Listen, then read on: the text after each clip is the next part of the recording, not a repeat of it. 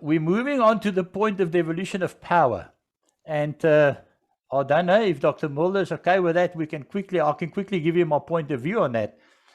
We do not believe that we want anything else than a single issue referendum, which is independence. Now, this is, Andy wrote a piece the other day called The Trap of the Devolution of Power.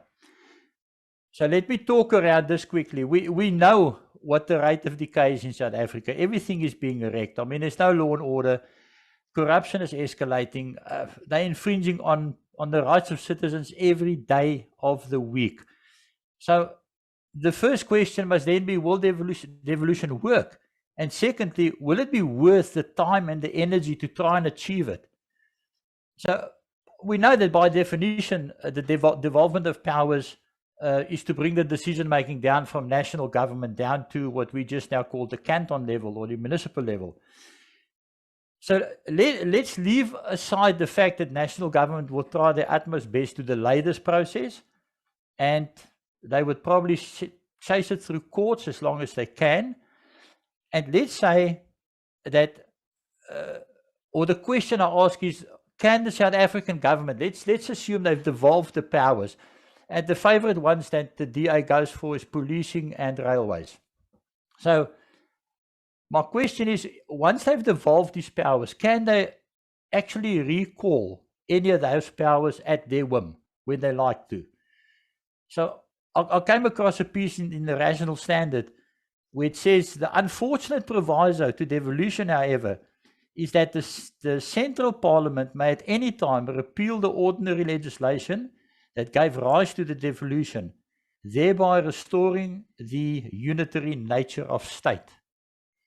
So my question is it possible that the ANC will say, or the South African government, let's do that because they say, please separate party and state, which I think is a joke.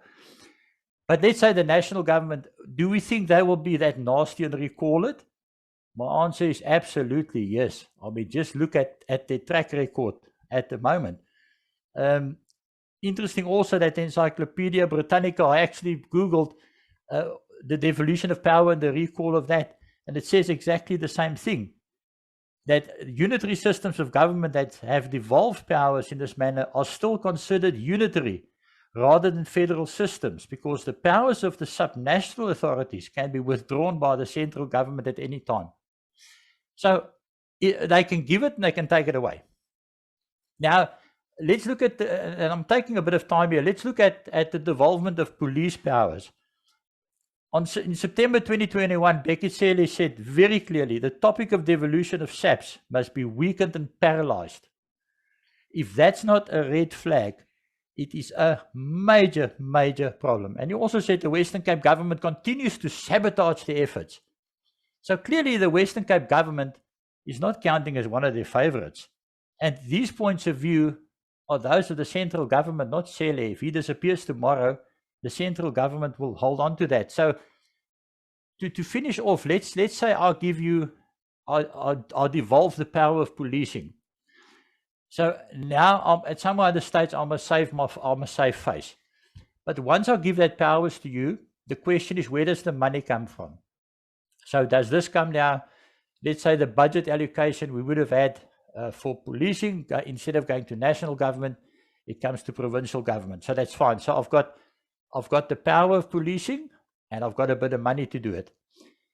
But now if I'm central government, I want to save face. So first of all, I may make your life very difficult in giving you your money, your budget to actually do your policing. But let's say I'll give you the money. So what can I do now? I decide, okay, hang on, I can't do that. I've got to be seen to not just bending over backwards and playing dead and give you what you want. So you have a budget and you've got to police the Western Cape. So what I do now is I flood the Western Cape with criminal elements. And I actually put such a strain on your budget that you can no longer effectively police. What do you want to do? You're going to go and ask the South African government for more money. Well, good luck with that one. So you have to still effectively police. So are you now going to turn around and tax your local citizens to get more money? Because the national government will be sitting very ready to say, you see, we now devolve the powers and it's not working. So that is what we call the trap of devolution, because I can bet you my bottom dollar that if they ever say, yes, we will devolve those powers to you, watch out for the catch in that. So, Doctor, I know what the counter arguments of that would be from the Democratic Alliance. They would say, okay, I mean, it's better than nothing. I mean, you're not going to get, John Steenhuisen would most likely say, you're not going to get independence.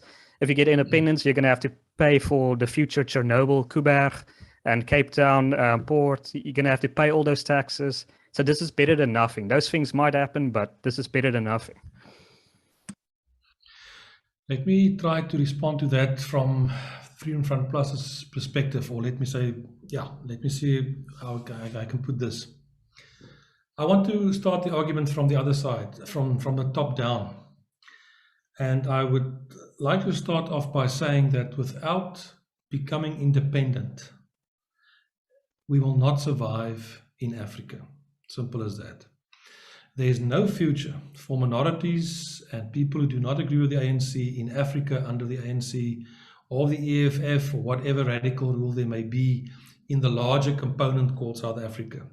And I've said that in a previous discussion. I think that I always look at South Africa as an artificial colonial construct, a boundary drawn by the British in 1910 telling us that we're all South Africans. What does that mean? I don't know. There's no such language as South African. People find it very difficult to say what is typically of the culture of South Africa. And some people will say braai, and others will say some gumboot mine dancing. But what is typical traditional culture in South Africa? We are not. We are very diverse. So let me start off by saying that we are not going to succeed or will not survive if we do not have an independent state. Now, the question is, how do we get to that point? And if you look at the Western Cape, I would argue, and I don't know, we'll have to do opinion polls in future and we'll see what comes out of it. But let's say, for example, that in the Western Cape, you have a certain percentage of people who do not want to have anything to do with independence. They want to be part and parcel of the larger South Africa, and they want to be governed right from the Thule House. There's such a percentage. Then there's another percentage, perhaps people who may at this stage support the Democratic Alliance, who believe that devolution of power is the way to go, more say in this and that and the others.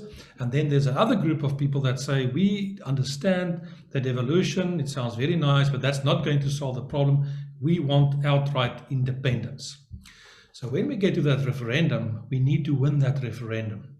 And I don't want the people in favor of devolution to gang up with the pro-Thule House people and form a majority. We cannot allow that. So we will have to look at how we take this when we get to the referendum question and to the processes that will come on the table. Devolution, I want us to think in terms of a pyramid, perhaps. Let's go to Egypt and see a pyramid in our minds. And you've got different forms of power. You've got power to exercise on local level in local government. And then you've got some more powers, be that in a region, and going slowly to the top. And right at the top, you've got what I would call sovereign power, when you become an independent state, like you've been recognized internationally and you can determine your own destiny. Now, what quite often happens is when people like ourselves come and say, but we would prefer independence, people would come and say, no, that's very unrealistic. And then they gave all the stupid little arguments. The ANC will never allow that. Who cares what the ANC will allow or will not allow? It's not for them to decide on my future. Or they will say it's not possible, it's not going to work, it can't be, it's too expensive, blah, blah, blah.